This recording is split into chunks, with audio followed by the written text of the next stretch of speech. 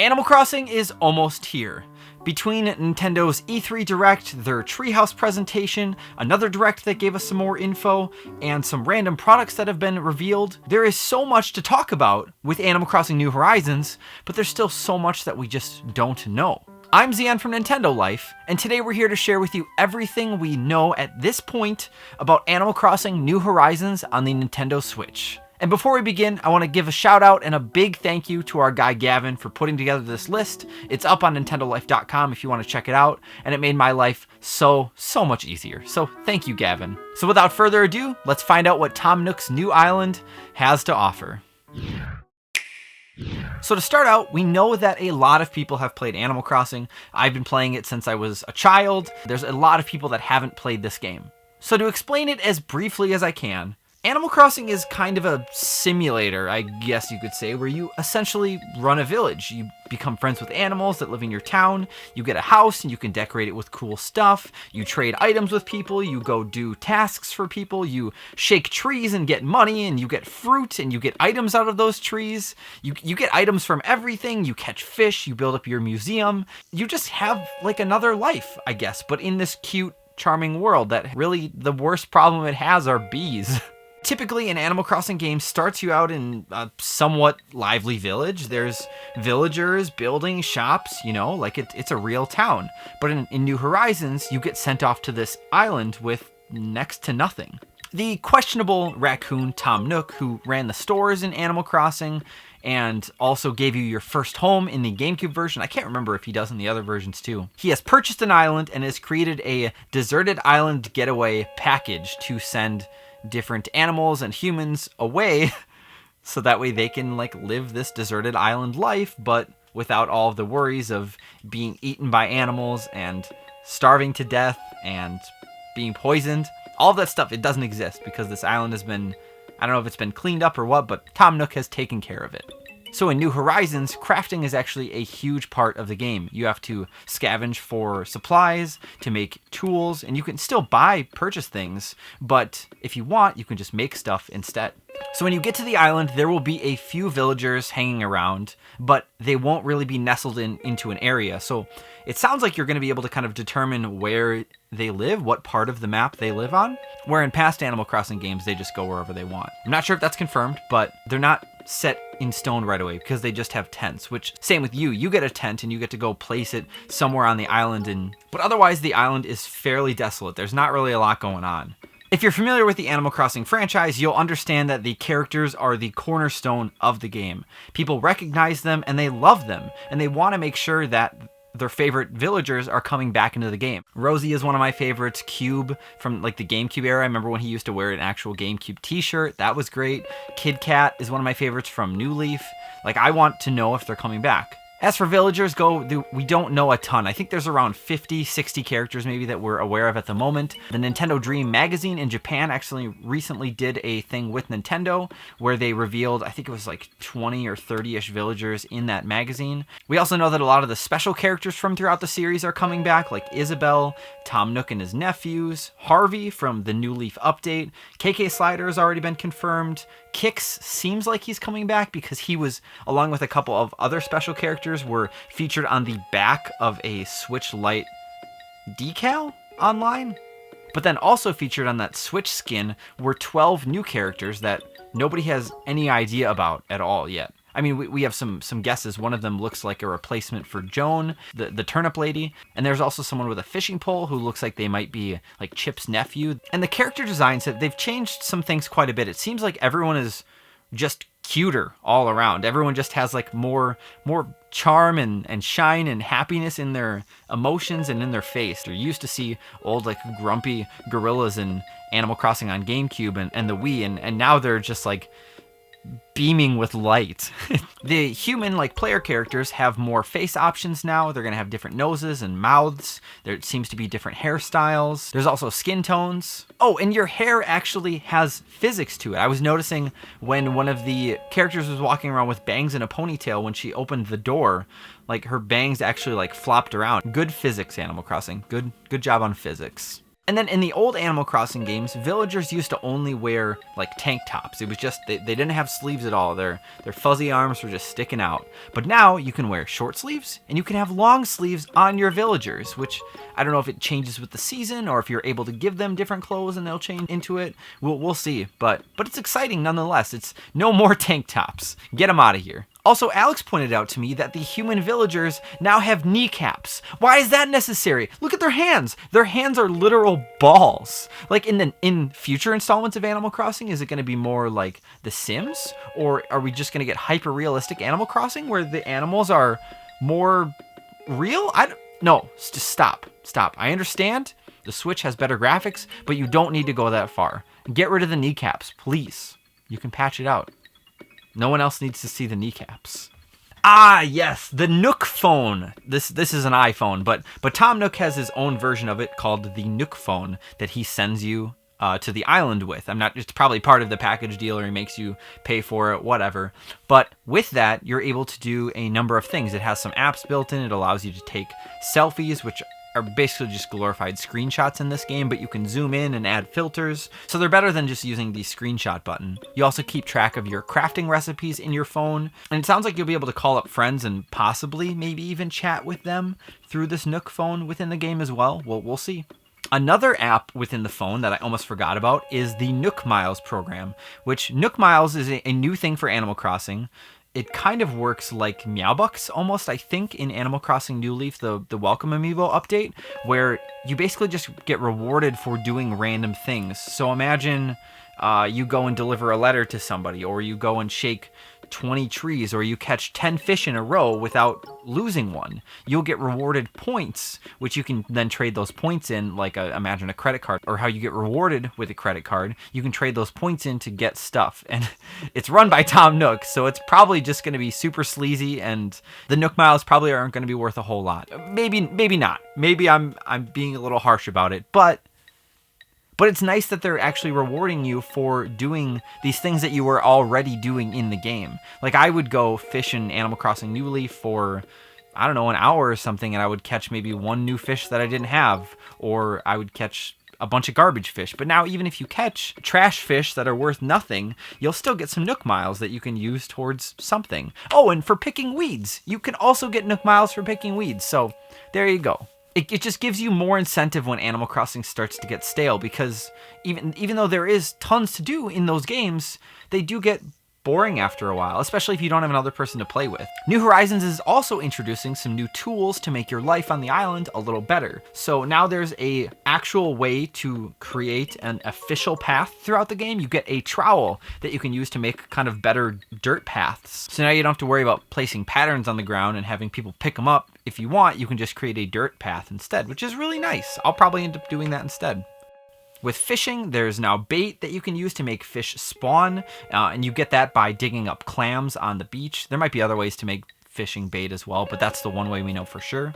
There's now pole vaulting, which you can use to leap over gaps of water, which is really nice. I'm not sure if it's going to have any other uses yet or not, but I could see some cool mini games being implemented with that. Some like 4-player island ones run by the turtle, Tortimer. There's also a new axe called the Flimsy Axe, which just isn't sharp. You just hit trees with it. The trees just pop out with different kinds of wood that you use to craft things. So, and speaking of crafting, the crafting system in this game is huge.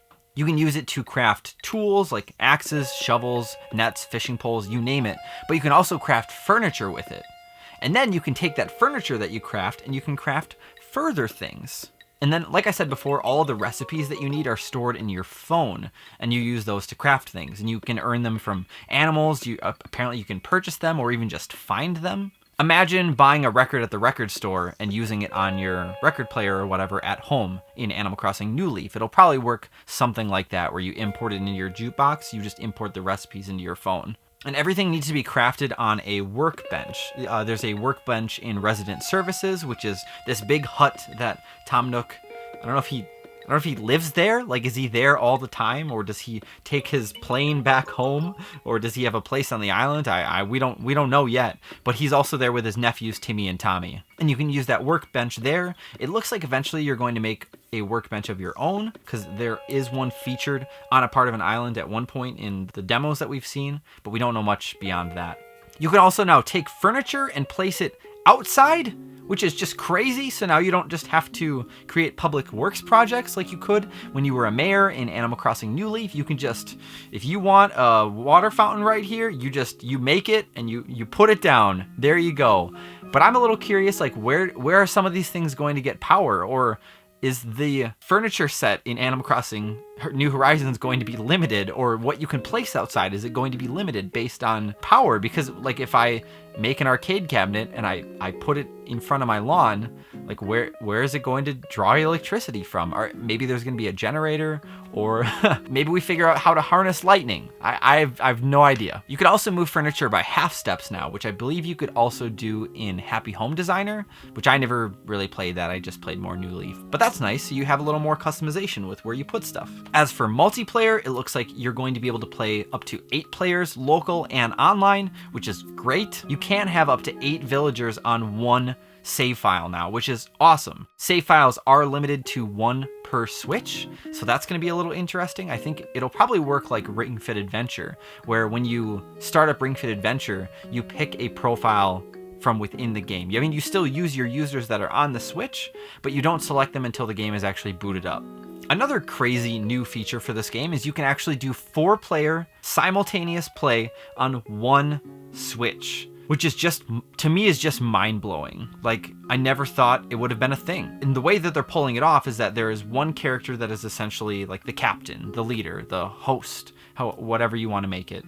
And they are kind of in control of the camera to some extent. Your other villagers that are playing the game, they can run around as well and kind of extend it a little bit, but there's one character that's always going to be in focus. And then everybody shares inventory with them. Now you can still drop in with your own villager from that village that you've custom made and everything, but you can only access one person's inventory at a time. But let's say if you want to go run around on and go scavenge for a bunch of different things, you can have everybody chopping and gathering wood, and it'll all go into one person's inventory, and then you can switch the leader instantly over to someone else, and then you can go and hunt for more things. You're getting access to everyone's inventory, but you can only have one inventory selected at a time because it's connected to the leader. It's kind of a weird thing, but it sounds pretty cool in practice. And of course, if you and your brother or sister or girlfriend or boyfriend, whatever, if you have 2 Switches and you have 2 separate profiles, you can still connect to each other's villages just fine. There are also some cool little quality of life upgrades that the game's getting as well. The map sort of pops up in the corner of the screen. When you're stationary for a certain amount of time, the map will pop up. It looks like it could get a little annoying if they don't fine-tune it properly, but it's Nintendo. These Animal Crossing people, they really care about the game. They'll be fine. It'll be fine. The game does also autosave now, so it sounds like they've sort of axed time traveling, but I'm not entirely sure if there's going to be a workaround for that yet. And they also said that there's no cloud saves, so if you lose your Switch, or if your file gets deleted or something, or you trade it in and you forget to transfer everything, your data's gone. That's it. See ya. So I guess that maybe isn't necessarily an improvement, but I mean, if you lost your Animal Crossing New Leaf cartridge, things were gone too, so I don't know. Trees are now replantable. If you have a fruit tree or a nice spruce or something and you want it to be over here instead of here, now you can just scoop it up and move it over. I'm not sure if you need a special shovel to do that or what. They haven't said, but trees are movable. Weeds are also now useful as a resource, not just for earning Nook miles, so that's cool. You can actually use them to craft like a headband, or you can even sell them to the Nooklings. Anyone in the Southern Hemisphere will be happy to know now that you can actually switch your game over to a Southern Hemisphere mode, so that way your seasons are actually represented correctly, and you don't have to tweak your clock or anything to make it look like it's actually snowing outside. So that's really nice. The gestures from some of the past games are coming back, you know, the little emotes that Dr. Shrunk taught you. No confirmation of Dr. Shrunk yet, but gestures are coming back. And what is also coming back that I'm extremely excited about, that I didn't realize, Amiibo cards. Animal Crossing Amiibo. you're going to be able to use amiibo in this new game. Now, they haven't said how, but I'm really hoping that you can input villagers into the game because I don't have them all. I do have all of set 1, and I've got, I think, most of set 2. I'm only missing a couple. Maybe I do have a complete. Nope, I'm missing a couple from set 2, and I need a lot from the other sets. But dang, it'd be so nice. Friends, hit me up if it's a thing and you need some villagers. I got you. I ain't selling these ever. That's what I should have said about my e-reader cards. Breaking news! Breaking news! You probably know about it already at this point, but Nintendo has just announced that an Animal Crossing Special Edition New Horizons Nintendo Switch is coming out on March 13th. We all knew it was coming. We just didn't know when. We didn't know in what form, what capacity, but it is beautiful. The Switch itself on the back side has the little back plate, has some kind of engraved animal characters. It just looks like an island. It's fine. I don't really care about that too much. But what I do really care about is the seafoam minty green Switch Joy-Con. One of them is like this color. I have so many things that are this color. It's one of my favorites. And then the opposite side, which I can't remember which one's the left and which one's the right now, but it's kind of just like a baby blue, like just a really soft blue. And then the back sides are kind of like an off-white. Eggshell, is that the term, I think? Yeah, it's like eggshell white, I guess. But it's so pretty. And even the Joy-Con, like, attachment straps are even really nicely detailed and colored. And the dock, I didn't even talk about the dock. The dock this is the first time that Nintendo's done an official, like, commercial, a dock for sale that is a different color than just the standard Switch dock. And Nintendo did make that Labo one a while ago for a contest winner, I believe. So it's also kind of like that eggshell, like it's sandy. That's what it is. It's sand. It's sand colored. Goodness. So it's kind of sandy, beachy colored, and then it has some waves on the bottom there. And then Tom Nook and Timmy and Tommy are both hanging out on the island. And it looks really good with the Switch. I wish Nintendo would have done this for like this colored thing. I wish they would have done that for some of their past Switch docks, because it just takes it above and beyond. It also comes with a cool little Animal Crossing Switch slipcase, kind of like the Mario Odyssey one. I'm thinking that system bundle came with a case too. This looks a lot like that, and it's nice. It's cute. It's good.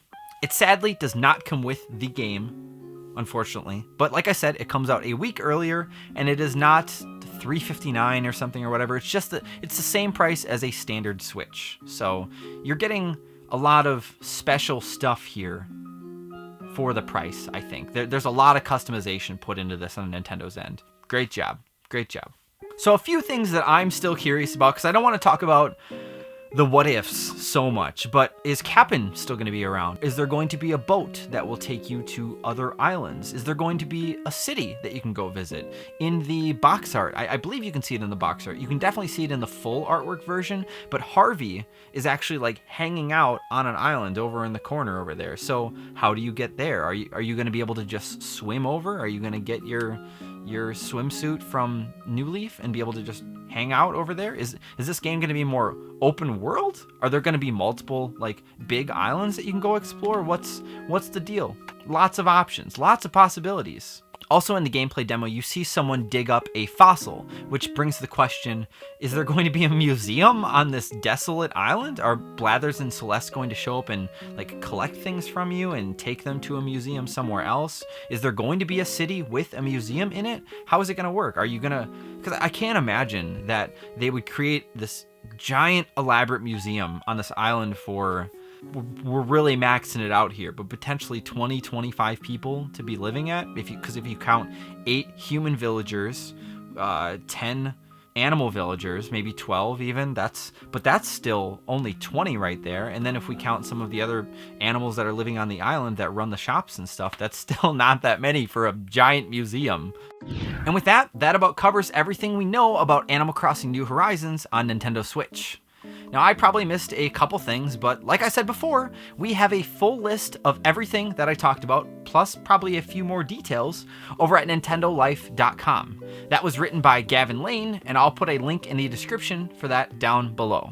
So now's the time to ask you, what are you most excited about for Animal Crossing New Horizons? What little detail piques your interest? And what are you still curious about? What do you want to know about this game? What villagers do you want to see be announced for the game? Let us know all of that down below. And as always, if you enjoyed this video and you want to see more content like this, then why don't you go ahead and send that subscribe button off on its own desert island getaway vacation by clicking that subscribe button. Because let's be real, it gets a lot of work in. And if you want to be the first to see our new videos as they go up, make sure you ring that notification bell as well. Thank you all so much for watching.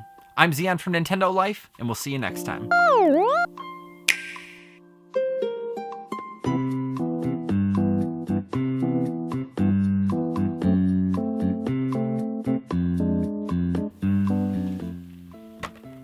So I already talked about this on Twitter a little bit, which if you want, you could follow me over there. I'm at ZionDude on Twitter. I bought this Celeste amiibo recently, and I was taking the tag off of both of these. Mabel, I got it perfect. No problems. But Celeste, I accidentally ripped her eye off. But can you even tell? Can you tell? I Sharpied it back on. Look at that. At the right angle, you can't even tell I Sharpied it back on. But at the wrong angle, oh yeah. She's got a big eye patch.